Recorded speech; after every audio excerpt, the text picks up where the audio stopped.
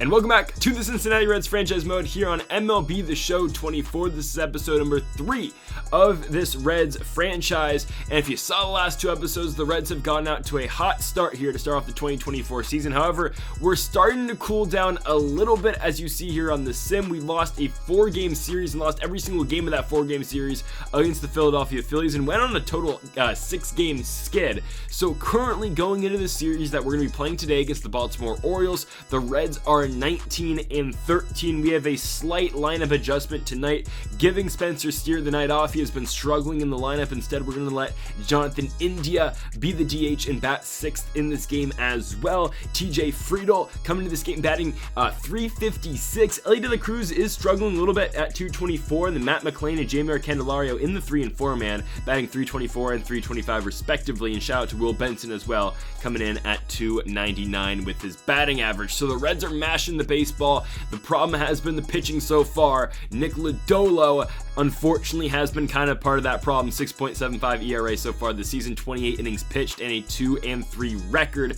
As we're going to kick this game off, again playing this Orioles squad, Cedric Mullins up first will fly out into center field. And also on this Orioles team, as you know, in the offseason, Corbin Burns, the new starting pitcher, new star pitcher for this Baltimore team. We're going to see him here tonight after an Adley Rutschman flyout right there. And there is the aforementioned Corbin Burns with an ERA of 2.04 so far this year. And folks, if you haven't yet though, make sure to hit that subscribe button down below for some more MLB 24 the show here on the channel. Got the Nationals March to October posted earlier today. If you're still curious, I mean, there is my difficulties, Hall of Fame hitting, and then we're going to go to legend pitching just because, again, it gives you the best competitive balance. I've talked about it some in the last couple episodes. So after a strikeout of TJ Friedl to start the game off, at least hitting wise for the Reds, Elly De La Cruz is going to get on with an infield single. Now he's going to try to swipe second base. It's actually a hit and run. McLain misses the baseball, but it's fine.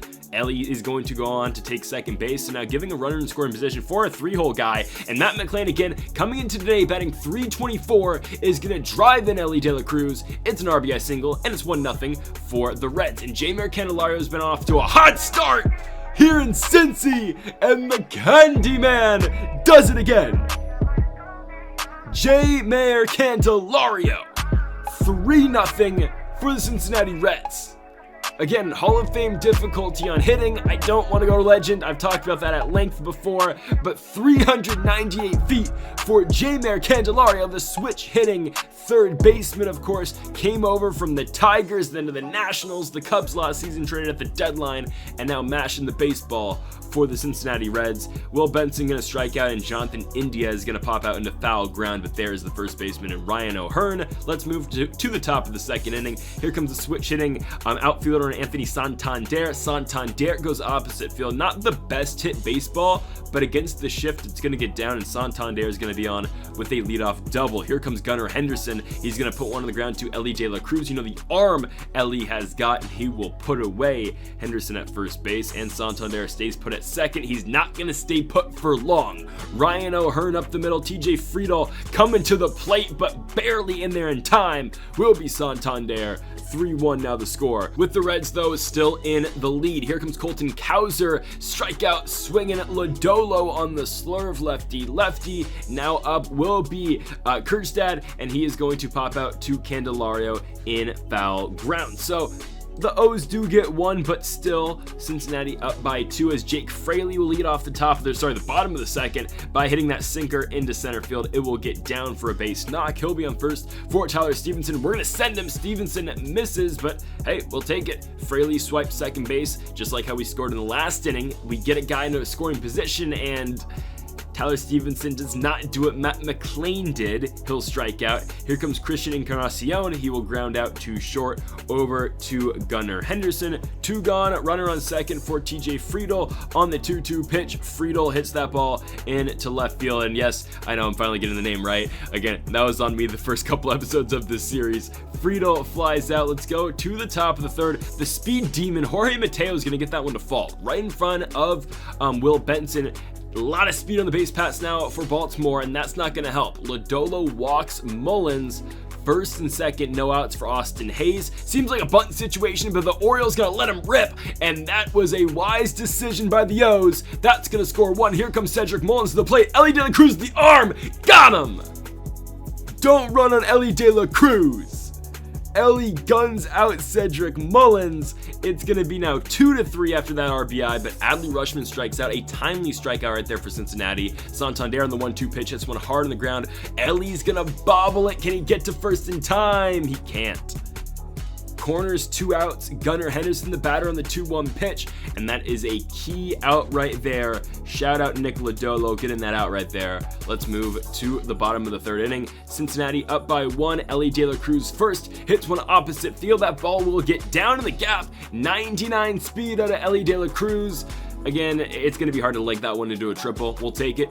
Again, back in scoring position are the Reds. McLean going to put one on the ground. It does a job. It moves Ellie over to third base for Jeimer Candelario, who we have been on fire with, and it will continue again. He homered in episode 1. He homered in episode 2. Homered again in this episode. And now with an RBI double, Jeimer Candelario puts the Reds up 4-2. And Will Benson is going to add on to the hit party. He will have an RBI single. I didn't think they were going to throw a second, though. Okay. Well, Benson's out at second base. The Reds up 5-2. Jonathan India in his, replacement start tonight isn't doing too hot. He's going to pop out. But again, Cincy up by 3 runs. Ryan O'Hearn up first here for the O's in the top of the 4th inning. And Lodolo has given up some runs, but has done a decent job managing it. 70 pitches so far. This will be his 71st, and he will get another strikeout right there. At this time, Colton Cowser goes down swinging. And this one, though, is going to be belted into left center field. Fraley going out of it, but it's going to be extra bases for Baltimore here in the top of the 4th. Not going away in this inning lightly, as Jorge Mateo, who is 1-for-1, will get another shot, but like his first AB, a bloop. This time, though, Benson is able to get there. 3-run lead still for the Reds. Jake Fraley up first for Cincinnati. Just doesn't get all that cutter. It's going to go into the opposite field. There and left, of course, is Austin Hayes. 1 down in the inning for Tyler Stevenson on the 1-2 pitch. Stevenson up the middle. That might get through. A dive by Mateo. And Mateo, who is a pretty solid fielder, will not be able to make the play. We will have Stevenson on first base for Christian Encarnacion, but he is going to fly out into right field. So it's going to flip the order now for TJ Friedel, who came into today again batting .356, but tonight so far, multiple strikeouts. He's 0-for-3. Not the day we've expected to see out of Friedel so far this year, but we'll move to the top of the 5th. We're going to start things off here with a Cedric Mullins rollover ground out to second base. Austin Hayes now on the 1-2 pitch, launches one. You saw it in his last AB, and he'll do it again. Jake Fraley into the wall. Okay, I didn't think Fraley was going to lock on to the catch animation, so I was expecting to have to rob there. So I hit R1 and he jumped, but if I didn't do that, he would have caught the baseball. That's on me, but that was kind of a tricky situation. But unfortunately, it's probably going to bite us in the ass, as Santander is going to rip one into left field. We're not going to get the throw off with Fraley, so it's 5-3. The O's are coming back, and Ellie De La Cruz injures his shoulder on the dive. He'll get an MRI.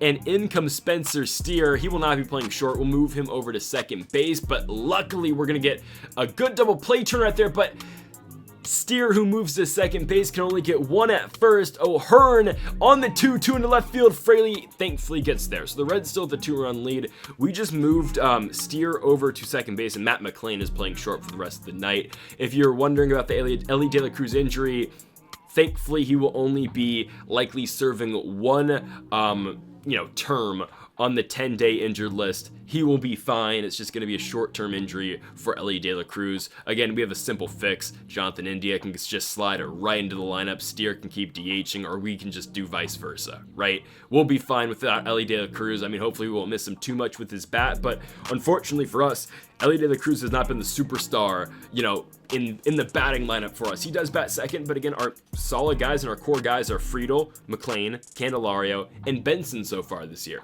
So we go to the top of the 6th. Lodolo's day is done. We bring in our only other lefty in the pen right now with the mole injury. It's Brandon Williamson. I know, again, he's a starting pitcher, but we're going to work him out the pen, and he immediately will give up back-to-back extra base knocks, and the Baltimore Orioles have now gone within one. Actually, okay, I don't know why they didn't send the runner right there, the batter right there to second base, but we'll take it because it's going to turn straight into a double play turn, and that one, again, is going to bite Baltimore because they could have had a runner in scoring position. Instead, we will turn turn 2 on Jorge Mateo, which is a tough thing to do, but Cedric Mullins going to put one to left field. Another solidly hit ball right there for the O's. Should be their 3rd extra base hit of the inning. Can Williamson get out of it here with Austin Hayes? No, but Mullins going to look to 3rd. Bad pitch on my part, but I don't know why Mullins goes right there. Again, don't run on Stevenson. It was a pretty easy play. Gets it over to Candyman, and that's going to do it for the inning. So to the bottom of the 6th, Cole Irvin pitching again. India is not having his best day at the plate. That's going to be 1 down for Jake Fraley. Fraley to short. Nicely played right there by Gunnar Henderson. 2 gone in the inning for the catcher, Tyler Stevenson, on the 3-2 pitch. He gets jammed on that sinker, and that ball's going to hang up just in time for the right fielder in Santander. We'll see our first righty of the game pitching-wise for the Reds. It's Emilio Pagan, 3.21 ERA so far in the season for him, and he's going to get his first batter in Austin Hayes to fly out or pop out to Spencer Steer at 2nd, and that's been something that's been hard to do for the Reds pitching staff. It's get out the 2-spot man in Austin Hayes, and then Adley Rutschman, who has been somewhat quiet in this game, does fly out to left. Santander on the 1-1 pitch. Oh my goodness. The switch hitters finding success tonight, whether it be Candelario for the Reds in the 4 spot or Santander in the 4 spot for the O's. Both of them have had meaningful impacts on this game, and it's 5-5. Henderson belts one to right field, but right to Will Benson. We have a tie game going into the bottom of the 7th inning, and that swing by Christian Encarnacion does not help. 1 gone, top of the order. Friedel 0 for 3, a rarity again on the season. He will fly out into left field. Spencer Steer, who comes in for Ellie De La Cruz, will fly out into center as well. We are knotted up going into the 8th, and a chance to take the lead for the Orioles against pitcher Luke Sims, who has struggled this year. 18 innings, 5 ERA over 17 appearances, and he's going to come into the game and walk Ryan O'Hearn.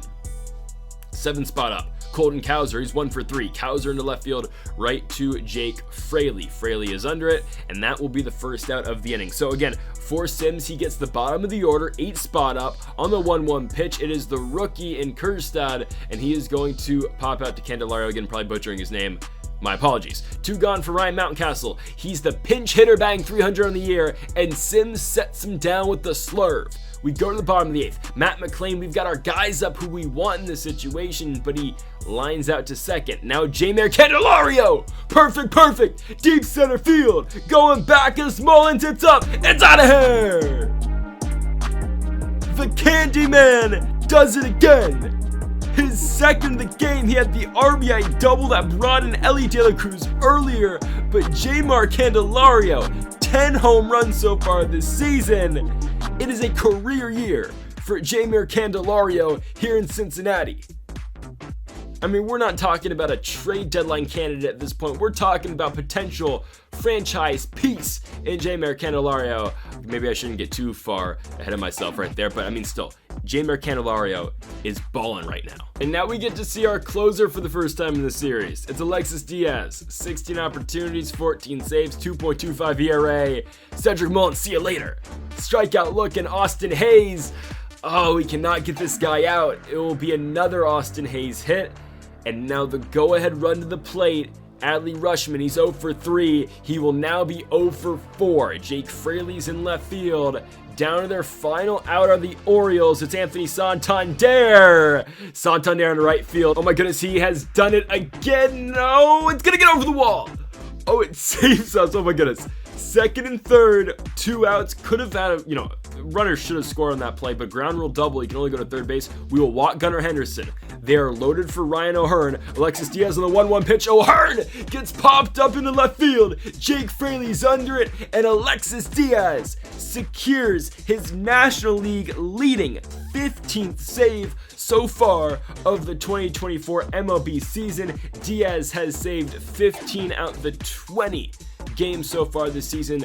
75% of our wins have been closed out by Alexis Diaz, and he does it tonight. His 15th save of the year will give the Cincinnati Reds their 20th win of the season. They have now gone on to a record of 20-13 so far this year. They have handed the O's their 10th loss of the season, and again, the Reds are victorious tonight by a score of 6-5. Thanks really much to Jeimer Candelario with his 2 home runs, with his big RBI double. Candy, you are the man as we move on here in the 2024 MLB season. So folks, thank you all for watching episode number 3 of the Cincinnati Reds franchise mode here on MLB The Show 24. If you haven't yet though, make sure to hit that subscribe button down below. Make sure to leave a like if you do enjoy the video. We'll be back again tomorrow for this Reds franchise mode as we do it every single day here on the channel. So folks, thank you all for watching, and Mamba forever.